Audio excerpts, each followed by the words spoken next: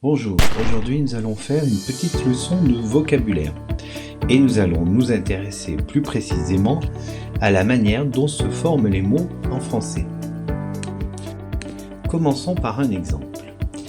Si l'on considère les mots heure, bonheur, malheur, malheureux, quel est l'élément commun à ces quatre mots? Il s'agit du mot heure. C'est un mot peu utilisé de nos jours. Il signifie chance.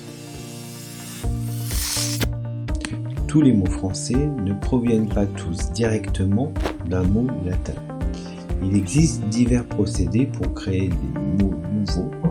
Et l'un de ces procédés pour créer un mot nouveau est d'ajouter des particules au début ou à la fin d'un mot existant.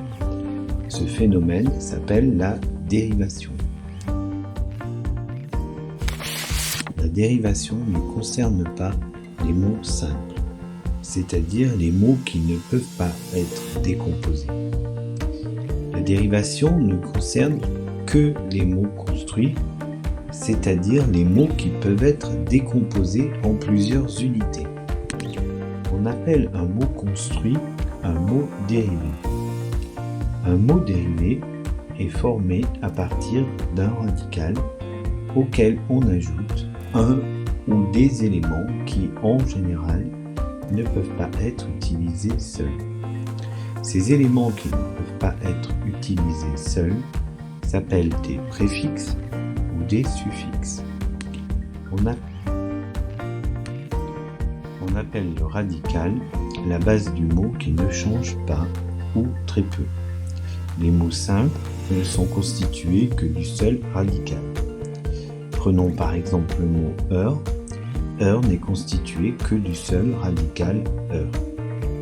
Si l'on veut créer un mot nouveau, nous pouvons prendre ce radical et lui ajouter un préfixe pour modifier le sens du mot et en créer un nouveau.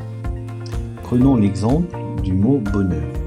Bonheur est créé à partir du radical heure auquel on a ajouté le préfixe bon pour créer le mot bonheur. On peut aussi créer un nouveau mot grâce au suffixe.